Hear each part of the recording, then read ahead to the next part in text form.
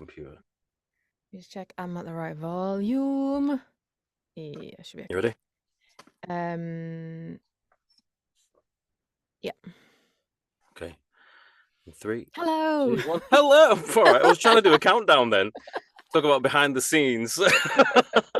Oh dear, I massively jumped the gun. Yeah. But welcome to the Welcome. Off-Air Voiceover podcast. Episode 2. Here we are. Today's the 27th. Big day today. Oasis have confirmed the reunion. Yes. The chats are abuzz. Yeah, the thing is, I'm a huge Oasis fan as a kid of the 90s, well, the 80s, but 90s when I was growing up. So I'm desperate to go and see them because I never got to see them. But I'd like to try and get a ticket for the early shows just to be sure I get to see them because these two kick off all the time. Oh God, So you there's think a Mike, fear. like, oh my God, There's a that's fear so they're like, true. yeah, we know we've buried the hatchet, and then that's fine in the build-up. But then when they actually do the gigs and it becomes tiring, and you're with each other, they're the very things that push them apart in the first place. Oh my So, like, God, are you gonna try and see them in Manchester? Yeah, because they're doing Heaton Park Right. over 2 weekends. I think it's like mid-July and then the weekend after. Yeah. Those would be the best gigs. I just would in I Manchester. can't wait. Yeah. I've always wanted. Yeah, so I'm really looking forward to that. Yeah, I like Oasis, but I'm not going to be. Is it Saturday morning? They're live, and I don't think I'll be. Saturday morning. I thought it was Saturday. They went It's live. Saturday, not in the morning. Oh. Going to Heaton Park with a brew and a biscuit. No, Like, whoa, I meant the tickets go live. No, concerts generally are later in the day. No, when do the tickets go Unless live, it's Michael? CBeebies. Listen, when do the tickets go live? They go live. I think they said the 31st. It's next week. Saturday morning. That's what I'm talking about, not the actual gig. Can you imagine? Oasis. I thought you might go to the gig. You're there at Heaton Park at 8 in the morning with your camping chair and a flask. Passing on the hobnobs. Okay, no. How's your week been? Yeah, a bit bemused. How's your week been? How's my week been? Same. It's the same juggle. Still on some holidays. And had some really nice time with the kids, but I am being pushed to the limits. And my voiceover career has massively stalled over the summer. Massively. Yeah, it has, because I've just not put the time in. I don't have the mental capacity, I think, or the actual literal time. But I'm just trying to think, it's okay. Just try and survive, and then a couple weeks time we can start again. But I am properly gonna have to start again and just really work my ass off once they get back to school. But there we go. Well, we talked about this last week about sort of in fact, actually, there's something I wanted to mention, I forgot. So obviously last week we talked about like the downtime, navigating the quiet periods and stuff like that. And I mentioned about how you see these online gurus and give you these ridiculous routines. And ironically, one of the things I was saying, like, I get up at 5 o'clock in the morning, I do this, I do that, and these sometimes put pressure on people to set unrealistic expectations on ourselves. And I said, I think sometimes these routines that people try and set out that you need to follow in order to be successful can burn you out and be counterproductive. Yeah. And I stand by that. I don't take away for a single second the importance of hard work. You've got to put the out, and sometimes that does look like getting up at silly hours in the morning, working till late at night. That's just a given. But we came off the recording and went on, and literally within about 15 minutes of recording, Paul Schmidt, the American VO. He's a fantastic.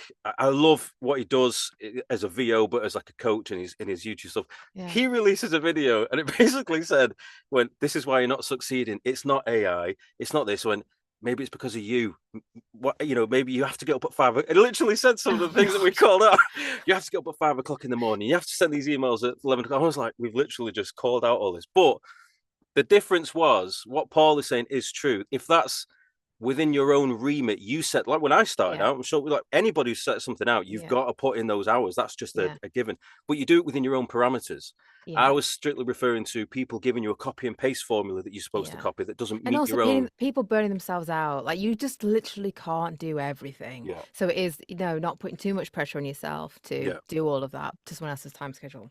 Yeah. Yeah. Exactly. And you were saying, I might look at that though and find. Yeah, have a look. It's a great video. It's very sort of thought provoking. But he says as well, like, if you're working, you go 9 to 5 and you come home and you have to do that. And I obviously said I had a brief stint of an experience of doing that at Christmas time, and I was exhausted. But Yeah, you just got to do what you got to do. That's But the I just reality found it for a out. lot of people. Yeah, I just found it Yeah. ironic after the week came off. But the conversations were slightly, it was referencing similar points, but the conversations were largely quite different in terms of what I was talking about, what he was talking about. I was talking about, like I say, these influencers, and I think sometimes they can put too much pressure on Some someone. of them are knobs as well. Let's just face it, you can't get around that.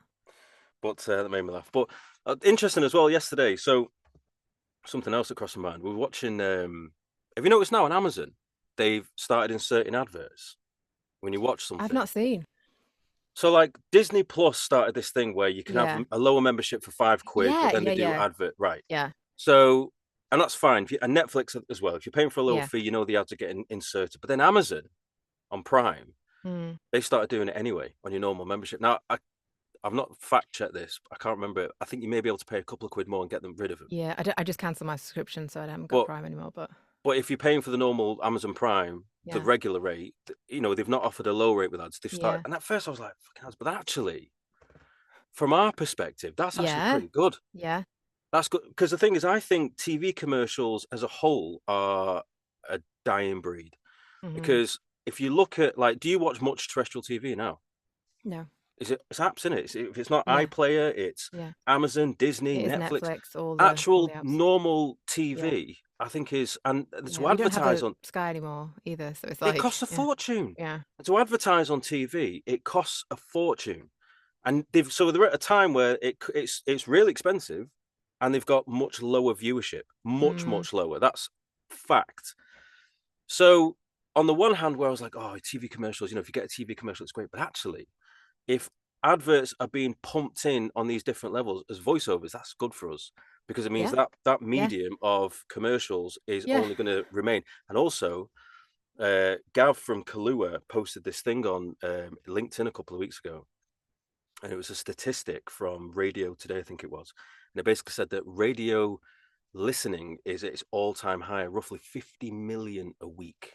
So again, for us, that is just an absolute, it's amazing, sea of work for us. Just wish you could make a living on just radio. Well, I think it's one of them, innit, where I agree, because obviously with it being equity rates and stuff, you can make money off them. I think the juicy spot is to try and find a niche that you can be called upon for regular work. You know what I mean? Yeah. Like I get quite a few. Like a few weeks ago, I think I got from Bauer in the space of about 3 or 4 weeks. No, not 2 weeks. I got 4 ads, which is the most I've ever had in a 2-week period. Normally it's like 1 a month, maybe 2 a month at best. So I was like, wicked, let's keep. And it was like back to school stuff for the colleges or whatever. Yeah. So it was just a little stint because of a specific reason, like a build up to it. But and it helped to make you feel connected, though, I think. Yeah, but it obviously played in my mind. I was like, if you can do that on the regular. Yeah. But I mean, there's still so I did all the co-op insurance ads this year and last year, and those are good gigs because it's national. They are very, very nice to do. Yeah. But for today's little episode, I have got something I thought could be quite fun. And obviously, people listening along, we can't hear you, but I think people of VOs who listen will inevitably have their own input as to this. So, as part of doing my new website, so my new website is now live, manchestervo.co.uk. And as part of that, I put together a blog. Now, I've made it abundantly clear many times, I don't have a very great creative brain. Like, I can't come I have to say, though, like, blog is a good shout. Like, I know it's one of the things that you should be doing to help with the SEO. Right. But yeah, not always easy. So, like, you see some content creators, they can put LinkedIn videos up every day and Instagram videos every day. I really struggle with what the topic of conversation would be. Like, what's the purpose of the video? And I don't want to do something that's... Anyway, so just utilize the tools that are around you. Like, so ChatGPT, open, hello, welcome world. So I just put into ChatGPT blog ideas for a voiceover, and one came up and I thought that would make an interesting conversation. So one of the topic ideas, it said, let me find it. Top 5 mistakes to avoid when hiring a voiceover artist. I was like, okay, let's go on a deep dive. So I thought, let's play with this. So I thought let's go through the 5 mistakes and let's actually see what's come up with, and then based on our experiences, whether that's how true that might be. Yeah. You up for it? Yeah, let's do it. Okay. Mistake number 1: choosing based on price alone. Yeah. So I think with that, I get it. Mistake picking a voiceover based on the price alone. I think that's an awful, yeah, I absolutely. get A it. huge mistake. It's a huge mistake, though. The things with that is, right, when we like, okay, so we're in a time now where everything's a lot more competitive. Yeah. So if you're going to pick somebody, okay, if you've got two VOs, I'm saying, right, I'll do it for 200, I'll do it for 150. The 150 isn't necessarily a worse VO though. They're just No. maybe being a bit more business savvy and trying to get the deal over the line. Oh, it's so complicated though. It Do is you see so what I mean? complicated. I know it is. And like, thing is, like, people do sometimes have like a set budget. So when they say like this is the top we can do, this is all we can stretch to, you get that. And that's Yeah, just life, isn't it? Of yeah, course, that price is going to have a part to play. But that isn't always a business savvy thing for a VO to do, though, is it? Like, no. I think there was some research. I think it's Voice123 guy, Rolf, is it? Or people did some research around this, and in terms of like what buyers were going for, and they didn't go for the bottom end. They didn't go for the person who was selling themselves the cheapest, because they were like, well, like us, like anybody, they were like, oh, if it's a bargain price, there must be something wrong with it, or Right. it's a bit inferior. So they kind of went with middle to higher, or some. I can't remember the stats. I should probably look it up before I'm quoting it. But it's not always the best plan to kind of try and bottom things out. I mean, it's not anyway, is it? In terms of the industry. I think taking the voiceover element of it away and just think of Yeah. ourselves as consumers, Yeah, right? As us exactly. buying stuff. Yeah. If somebody gives me a rock bottom price, for me, ordinarily it's a bit of a red flag. Like, why is Yeah. it so massively cheap compared to Yeah. everybody else? Is there Yeah. something wrong with it? Yeah, Is it broken? 100%. Is it faulty? Yeah. You bring the voiceover element back into it. If somebody says, "Oh, I'll do it for 25 quid," is that because they're desperate for the work, Yeah. Yeah. can't book anything, Yeah. desperate for that first credit? I mean, I don't know. Or I they think don't, yeah, they don't have an idea of what the industry standard is. right. So definitely on that scale of it, if it's like alarmingly cheap, then I think that can ask more questions than it answers. Yeah, it's like if you go to the supermarket and you're looking for shampoo, say, and you're looking at all the shampoos, and you've got like the budget price one, and then you've got the fancy ass one. Like the Yeah. budget one, you're like, I don't want to go for, unless you have to. You're Right. probably going to avoid the bottom end. Yeah. You're Because probably going to go somewhere middle yeah, to higher if you can afford it. that's it. Because if you go to Boots, right, and you see a shampoo and it's like Herbal Essence, £2.50. Boots own, it's like, am I going to get a rash? Like, you know what I Yeah, mean? it's 60p. Yeah. What's but I mean, but also then I don't know, because the whole marketing thing it's a quandary. So I think, yeah, it's a good point. I do think if you are going to book a voiceover, I do think your price point matters, but Yeah, it does definitely, matter. as the saying always goes, know your worth. Yes, Don't be 100%. afraid of charging the And I correct think fee. something that I'm thinking about as well is when VOs put their BSF up, and I think people should seriously consider that after a certain amount of time. But it's like coming into the industry and like positioning yourself and doing that respectfully of the industry, not being like, okay, so my BSF is going to be 100 quid because I'm new. That's bullshit. Yeah. Because you're providing this, you might not be quite as good, but you're providing a lot of the same product, aren't you? So it's difficult. But I think what's crucial about that, and I've opened up your blog as well now, it says, choosing based on price alone. The alone is a really important factor there, isn't it? Yeah. Absolutely. Yeah. But I think like I've put on my website, because I think something people always look for is how much does it cost? And I was one of these people where I was afraid of putting a fee on there because you don't want to deter people. But actually now I've done it. I've said, look, and rates vary for a broad different spectrum of reasons. But however, keep it simple. And I've just put, if it's an internal video, about 90 seconds, expect to pay about £200. Yeah, because I saw that and I was like, oh, that's because I probably charged 250. Well, but that's what I'm saying. It gives you a personal. baseline support. Yeah. And at first I was like, I think it is helpful. And I think who does that really well is Katie Flamin. Anybody who doesn't know Katie, check her out. She's amazing voiceover and businesswoman and many other things. But she has like whole videos of her pricing structure, and I think they're extremely helpful. And at some point, I hope to copy hers, how she does it, because I think it's really well done. Because you are trying to think about who you're serving. So if they're coming to the website, they want some indication. Because it's like anybody who goes, if I'm going for coaching or anything else, I want to get some idea of how much it costs. Yeah. Am I wasting my time by looking at it? Yeah. I want some indication. I think it's a really good shout, Michael. Yeah, I don't think. Yeah, I mean, I'm not saying that putting some sort of rate guide on there is necessary or whatever. What I'm trying to say is that for me, it was like it's okay putting. Yeah, because I think if people come in there expecting to pay 30 quid for that same work, I'm quite happy for them to see that figure and be deterred. Yeah, I don't want to waste move my time. along. Do you know what I mean? Am not for you. Yeah, absolutely. Similarly, I've also put on there, I am not by the book. You know, I'm very sort of, I've worked for myself since 2008. I know how it Yeah. works. You know what I mean? Yeah. So, but I think having a guideline on there, I was like, Yeah. I'm not worried about 100%. alienating the people that I don't want to attract anyway. And Steph said Yeah. that herself. Like she, you know, made a perfectly good point and opened my mind to that a little bit. So, but at the same token, yeah, know your worth and be okay to charge that. But in terms of them saying, well, they're too expensive. Well, too expensive on what grade? Like, were Yeah. you Too expected to expensive pay? for you. Move You along. can't I expect think, to spend yeah. 50 quid for that voiceover. It's No. worth 200 Yeah. quid. So Yeah. is it too expensive or you're being too cheap? You know what I mean? Yeah. Yeah. Okay, we could keep going on about I this. know. So we'll Right. move on. Next Just keep it one. going. Mistake number 2, ignoring experience.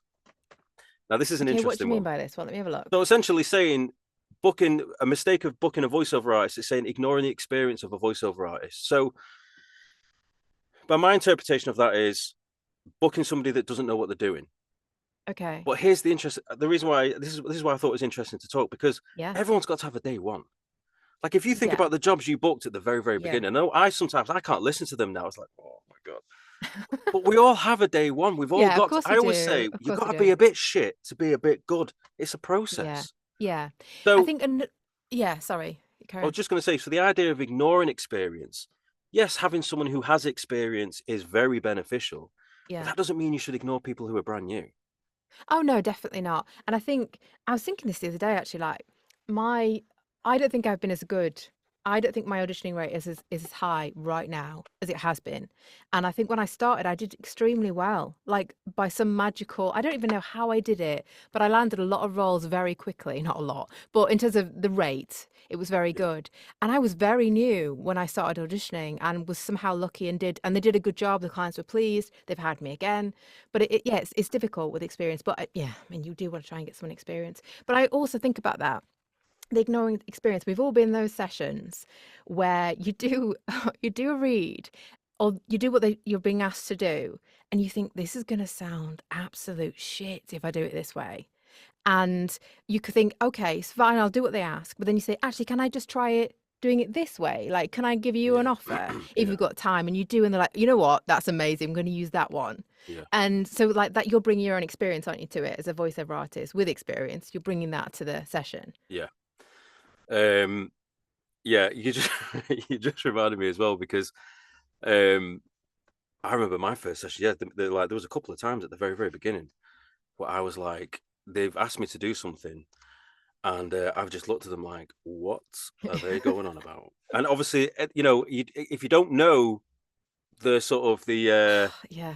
if you don't know, you don't know. But that doesn't make you any less of a capable voiceover. You've got to No, start and you're doing somewhere. what it's their choice, isn't it? And yeah, I don't know. Well, I was Like up front, you know.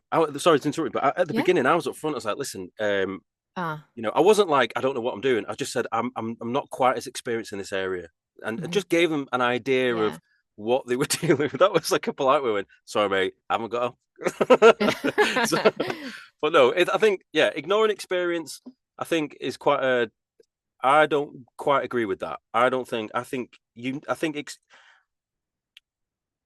you need having someone with experience inevitably is beneficial for various different reasons. But ignoring someone without experience, if that is another roundabout way of what it's saying, I disagree with, because I think, you know, thank God for the people that gave us a chance, who Yeah. booked Oh, us when we didn't have much definitely. But experience. I do think somebody with experience brings a lot more than just they just bring everything else, don't they? And often, like, the sessions are quicker. Like my sessions are quicker now. I can get to the what they want quicker, Mhm. and because of just practice and through Yeah. experience. So I don't know. It is a difficult. Nothing is black and white, is it? But I did a voiceover recently for a client that was really cool. I think I mentioned this last week. I'm never going to hear it basically. But there's one line they asked me to do in a certain way, and I was like, really? Are you sure? And did it, and it was just, to me, it hit my ear in such a way. I was like, you can't be serious. You cannot be using this. And they're like, no, we're really happy. And there's about 4 of them on the line, but I'm never going to hear it, and I'm never going to hear how that line worked. And anyway, Yeah. I'm going to die not knowing. I know. I'm going to do a you now. I've just been conscious of the time. And we've still got 3 to go, so we're gonna have to try and move through these a little Okay, quicker. okay. Okay, number 3, overlooking the importance of equipment. Oh Now, yeah, that's a big one. this is a big Yeah, one. think we can That both is a get behind given. that. I Yeah. don't care how experienced you are. That is Yeah. a given. Yeah. That is an absolute necessity. You know, you can have the greatest microphone in the world, but if you record in a terrible environment, it's just not gonna fly. Yeah. It's just Oh, and no, absolutely not. And you see some like auditions now and they say like, do not record on a phone or like you cannot, it needs to be so we can hear that you have professional environments as well. And some say it's all right, but the actual recording itself, yeah. Yeah, best mic in the world is going to sound like a piece of crap, isn't it? In, can you remember cathedrals. what was your first recording setup? Can you remember? I can remember. It wasn't that long ago. Um, it was quite similar to what it is now. Well, I actually have managed to get something quite quickly, but God, I was clueless when I first started. But just through getting people to help, like Rob B and people like that, to listen to stuff and get feedback. But mine had to put it up and take it down every time Yeah. because we're using the room as like a study and a bedroom and all that stuff. And my goodness, it's nice to have a permanent spot now. But it sounded good. I was quite lucky. It did I remember sound good straight away. my very, very first microphone was a Blue Yeti. It was bought for Right. me. Excuse me. And I recorded in this office that I had at the time. Zero acoustics, loads of echo. I wasn't trying to do voiceovers per se. I wasn't doing any auditions live. I was really just practicing and stuff. Yeah. But acoustically, it was like no. And then thereafter, after I left that scenario, I went to a Rode NT USB microphone, and I ended up buying an Aston Halo Shield to help with the Oh, yeah. Yeah. acoustics, which really I liked. I liked it a lot. The Yeah. problem with it is that it gives you no room for a script because you have this. Yeah, so you So what you like do is, little it around. Yeah, I've yeah, seen so you have them. to. They're cool So it's though. kind of like I was like, yeah, I was kind of unless. So basically, you have like a slider for the microphone to go deeper into the shield. Then Yeah, obviously, where's your script going to go? yeah, So yeah. How does I mean? There must be a way of doing it, but yeah, I don't there must, know. yeah. So I was like, so hang on. So I got to sort of, I've got to move my head Or to the hold like a side something to in read front of this. the. Yeah, But it was such a tight space. You can't put paper there because of any rustling. The phone won't really sit yeah. there. I mean, it's. I'm sure people will go, well, actually, They I managed must it do this way. because obviously they must sell others of Yeah, it. But we can both agree that is an important one I could to go not on. make. Yeah, Yeah. we'll move on. Okay. Number 4, failing to communicate clearly. Yeah, this is definitely a big one. This is definitely a big one. Yeah, that is an constant, ongoing problem, isn't it? Yeah, I've had it before where, okay, well, there's two angles. I'm sure many other VOs listening to this will agree. Mm-hmm. Now, sometimes you can get okay, if you get an audition directly, largely it comes filled with information. P2P's Yeah. different. Yeah. Sometimes you get an audition on a P2P and it'll just be like, here's the scripts, this is what I want. It's like no direction No. at Yeah. all, Uh-huh. no reference to what kind of tone they want. And it's a bit annoying because then it's like, okay, well, I'll do something. But what if you gave me a little bit more information, I could have got it right for you. And instead, Yeah. you're going to get 30 Yeah. auditions that are just going to be all over the place. Yeah. So Yeah. It's gonna waste their help time. yourself by But then just maybe providing they that. don't. Maybe they're not experienced. Right, but I think in terms of if you're going to ask a VO to do a job, I think it always helps if you can just give that little bit of information as to what Yes. tone you want. For those that don't Yeah. do it, most of them Yeah. do. I always say it always helps if you've got any sort of a visual aid is helpful, but music for Yeah. me is the 100%. Yeah. biggest one. I think a lot of VOs would agree with that. Yeah, it's not a deal breaker. I can happily, It's rare. yeah, It's rare, I I can think. work very happily off a little bit of a description, but if you've got music, emotionally, it Yeah. just helps you It makes dial a huge in. difference. Like sometimes I'll get a radio ad and I'll be thinking, okay, this is quite like a sensitive, slightly somber read. And then they play the music and it's like this and you're like, what? That is not how I imagine it. So you completely have to change your read to Yeah. fit with the music. Yeah. Well, interestingly, when I did my I'm not sure my what that music was. so, yeah, it's like just a Let's creepy move on from circus. that. I remember last year when I did my commercial reel with Jude and Simon at V Audio. Yeah. Initially, we went through the scripts, and Jude and I, the first script we did was like one of those Nike-esque Oh yeah, scripts. yeah, cool. I've got one of those. Yeah, behind everything we do and all that sort of Yeah. stuff. No, the original approach to that was a bit more gritty. It was a bit more Hmm. passionate. It was a bit more, Was it Batman voice? it wasn't quite Batman voice, but Okay. it was airing on. It was more Robin than Batman. But That's a very different voice. so so that was the plan going into that script. But on the day, Mm. Simon was like, "Actually, no, we're going. The music is actually way different to that." I thought it was going to be more cinematic, orchestra. So Yeah. I had this Yeah. all built up in my head, but on the day, Simon was like, "No, no, we're going to be. It's more. It's got more upbeat tempo." So I had to change it completely. Yeah. So again, it's one of those things. So my initial approach to that script, he was like, we did it. It was like, okay, but I'm not sure that tone will match the style that we're going for. Yeah. So yeah, so I think, having those musical cues make a big Yeah. difference, but they're I not think deal breakers. no. And I always think in terms of communicating clearly, timeframes are really useful. Massive. If you want, like, just let me know when, and I can try and fit around it. If I can't, I'll let you know. Yeah. But I think that's really helpful to know a time frame, because otherwise I'm panicking, or I'll be like, because so often jobs need to be done quite quickly, don't they? Yeah. And they're like, oh, no, not 2 weeks, it's fine. You're like, what? This is so, but if you don't know, then you don't know. Yeah, because I have it sometimes. Like I'll get a script and they'll say, can we have it back by Friday? Give you ample time, and they're like just quick, smaller scripts. But then I've had Yeah. some where it's 2,000, 3,000 words. We need it back in 24 hours. It's like Yeah. you really need to allow yourself a bit more time. Yeah. And you're probably going to have to pay a bit extra for that. Yeah, But it's like you have. Sometimes I think I hate that sort of arrogant misconception that why does it take so long? You're just talking into a microphone. It's like deep breath. yeah, Deep you're breath. not my only client as well. It's like, I want to just, we've got to make the ends meet. Yeah, Also, can I just add one last thing to this before we move yeah. on? Go for it. P2Ps, you audition, you never hear back. That is the game. You don't understand that. Yeah. But I feel like if somebody asks me to audition for something and I audition and I never hear back, that makes me feel sad. I would love it if they just said, and I know not everyone will agree with me, but if they just came back and said, well, sorry, we've gone with a different VO, it can be cut and paste. But that if they've asked me to audition for something, and I know there's only going to be like a handful of us going for it because of that, then I would love just to have that closure. I know some people won't want that because they're like, well, then they feel the pain of that every time the rejection comes in. And you do move on very quickly anyway, don't you, as a nature of the game. But I just would love that because it feels like it's more personal because they've asked me. But listen, I don't agree nor disagree with you, because I think in one respect I feel like you kind of just answered your own question, because getting that feedback, does that make things slightly worse for momentarily? Like is not knowing better because you've sent it out into the That's what I'm saying. It's not better for me. I just want to know and move on. Fine. It's just part of it. And you move on anyway. Don't get me wrong. But some things we've really worked at, and they've asked for it, and it just doesn't even need to be like feedback on the performance. It's literally like, I'm sorry, in this instance we've gone within the VO. Yeah. Anyway, all right. I mean, yeah, I'm my own bugbear. There are times where there's jobs where I've been so passionate, I thought, oh God, I've smashed that one, and then I've not got it, and I was like, and that's disappointing.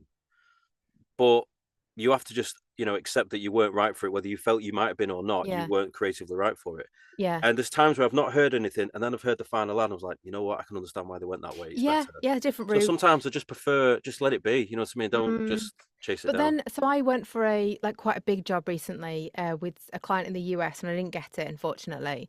But they took the time to let me know, and it was more of a personal response, and which I just didn't expect, and I really appreciated, because they said they want to work with you another time, yada yada yada. But yeah, so it was nice because it doesn't often happen. Yeah. Anywho, before we go to number 5, I love the fact that 5 is the title of 5. Carry on. What you say before we go to 5? I think it's time to launch. It's time. Ladies and gentlemen, it is time for Voiceover of the Week.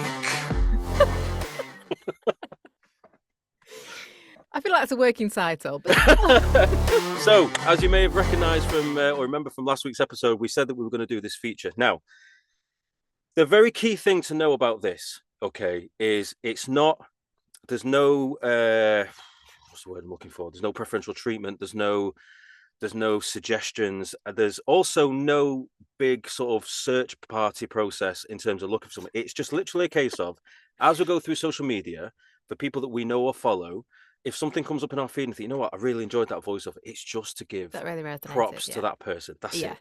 There are going to be countless other pieces of work that people are listening to. I don't think we need to worry as much about offending people. Everybody is adults who are listening. We're all big boys and girls. Yeah.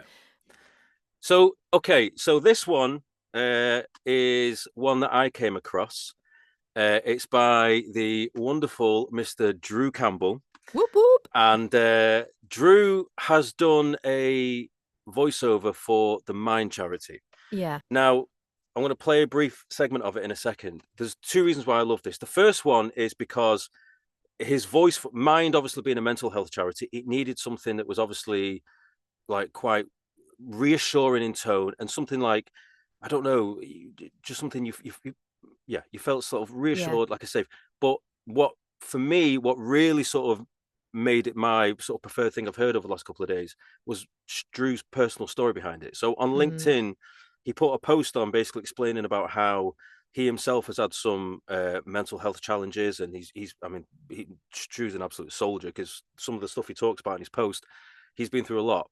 And when you combine that backstory with listening to his voice, I just felt that emotion and truth massively came forward. Authenticity. Right, there you go. Definitely. So, and when I think, because you've played it to me as well, and I think the one element as well on top of that, it just sounds really human. Yeah, it does. And I think it really does. So it's a lovely piece. It's like a corporate script. So anyway, we're going to share a portion with you now. I'm going to just share a quick, brief segment of this audio. You'll have the opportunity to talk openly about the issues that are affecting you. We're here to listen and support you. We'll not tell you what to do, but we can offer options and a range of other support. So well done, Drew. It goes on. It's a minute long. I won't play all of it. It's there on Drew Campbell's LinkedIn page. And he said Insta as well, didn't you? I thoroughly enjoyed it.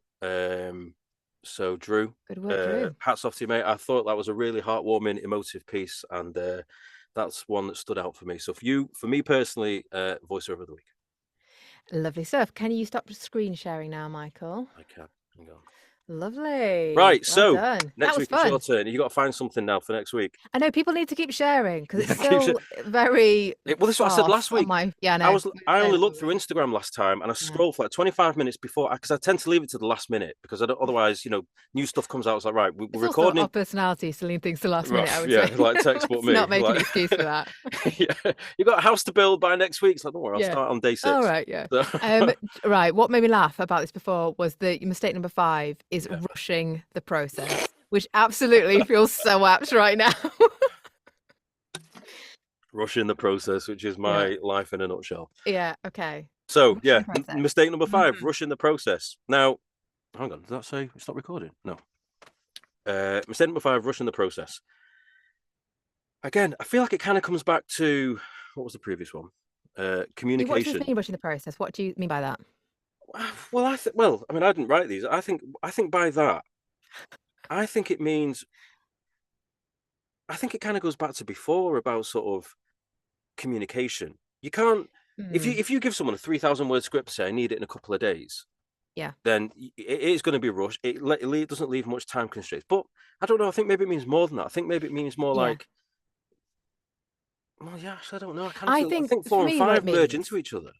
What it means for me is adding voiceover to a video or a piece of work massively has an impact on the intention and the emotion behind it. It resonates with people so much more. So don't rush the process of finding the right voice and the right sound for it, because it makes a huge difference if you choose somebody who just does a bit of a crap job. If you've spent weeks and months working on an animation, and it ruins it. So it is very important who you choose.